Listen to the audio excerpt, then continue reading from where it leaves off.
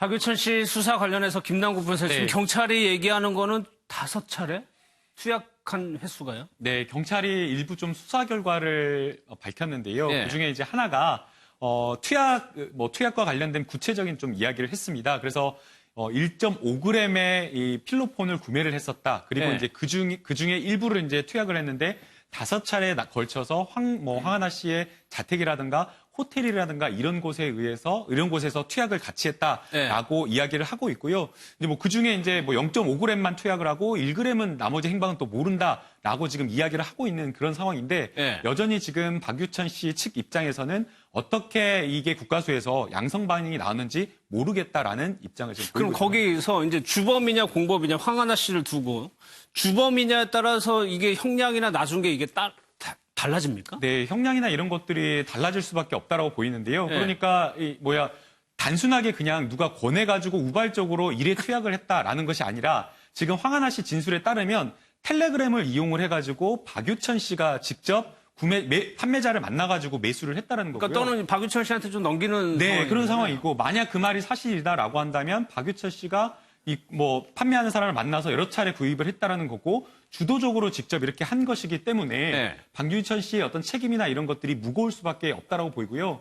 대개 지금 박유천 씨와 황하나 씨의 어떤 투약 사실이 진실 여부가 지금 공방을 벌이고 있는 상황이기 때문에 확정하기는 어렵지만 일반적으로는 대개는 모든 그 일반인이나 아니면은 연예인이나 마약을 하는 것에 대해 엄청 두려워합니다. 네. 무서워할 수밖에 없는 거죠. 그런데 시작하는 걸 보면 가까운 지인이 한 번만 해보라고 권하는 경우가 많습니다. 괜찮다라고 하면서. 그러면은 그 권유를 받는 사람은 호기심에 의해서 이렇게 지금 화나 씨처럼 했다라는 식의 진술을 하게 되는 거거든요. 그럴 때에 매수를 직접 해가지고 권유한 사람이 훨씬 더 무겁게 처벌을 될 수밖에 없다라고 보입니다. 근데 지금 박유천 씨 측에서는 네. 마약이 몸에 어떻게 들어갔는지 모르겠다. 이건 무슨 말이에요? 이거? 그러니까 박유천 씨 측은 지금 계속해서 기자회견하고 같은 얘기를 하는 건데요. 네. 예를 들면 이 이제 공범이 아니라 주범이다라고 하는 그 이제 메신저의 그 대화창 네. 그걸 지금 황하나 씨가 찍어서 경찰에 제출한 그 부분이잖아요. 근데 박유천 씨 측은 그 계정도 내 게 아니라는 거고 본인 몸에서 지금 양성 반응이 나왔는데도 네. 아니 나는 지금 내 몸에서 왜 양성 반응이 나왔는지 모르겠다. 이제 이런 계속해서 부인을 하고 있어요. 그런데 네. 만약에 정말 만에 하나 이게 진실이다 그러면 국민들이 볼 때도 정말 억울하겠다, 기가 막히겠다 싶지만 만약에 지금 모든 정황들이 경찰이 그렇게 보고 있질 않아요. 그렇다면 이게 또 만에 하나 거짓말이다라고 하면 네. 박유천 씨는 지금 연예계 은퇴 이런 게 중요한 게 아니라 정말 돌아올 수 없는 길을 본인이 걷고 있는 거거든요. 네. 이게 정말 거짓말이다라면 왜 이렇게 무리수를 두어서 기자회견을 하고 왜 이렇게 계속해서 경찰이나 보도가 나올 때마다 부인의 부인을 거듭하고 있는지 정말 어떻게 보면은 이해가 안 될 지경인데요. 사실 네. 박유천 씨가 국내 활동은 힘들어도 지금 일본이나 중국에서 활동이 계속 좀 괜찮았습니다. 근데 이 마약이라는 거, 성 관련 범죄와 마약은 다르거든요. 이 부분이 정말 사실이면 해외 모든 활동도 끝날 수 있어요. 네. 그래서 지금 팬들도 등을 돌리고 있는 거거든요.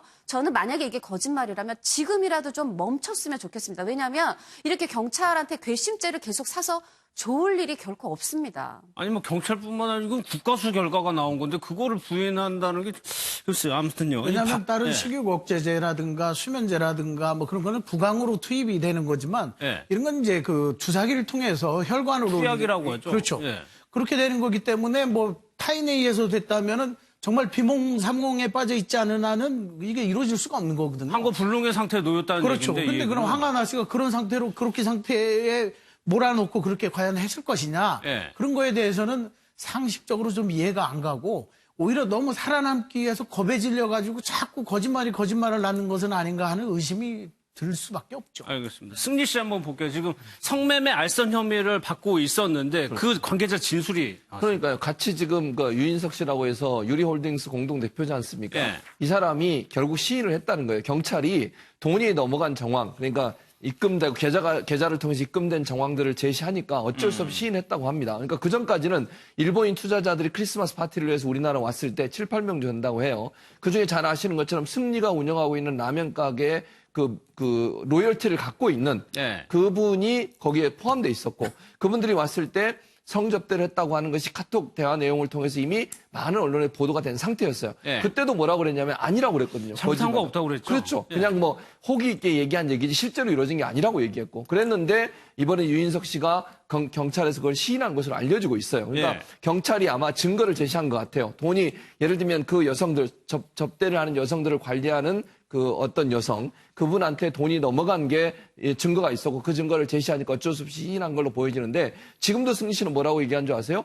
호텔은 자기가 잡아줬지만 성매매가 이루어진 건 모른다 이렇게 얘기했어요. 알겠습니다.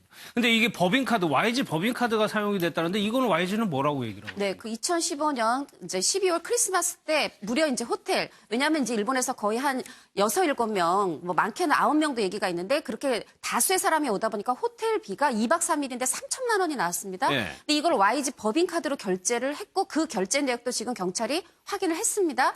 그런데 승리 씨는 뭐 지금 부인하고 있지만 YG도 부인하고 있어요. 뭐냐면 우리 법인카드 맞는데 원래 그 법인카드 중에서 이 음악 관련 활동 이 아니면 승리가 개인 부담을 했었다. 이렇게 부인하고 있습니다. 부담은 승리가 있다. 알겠습니다.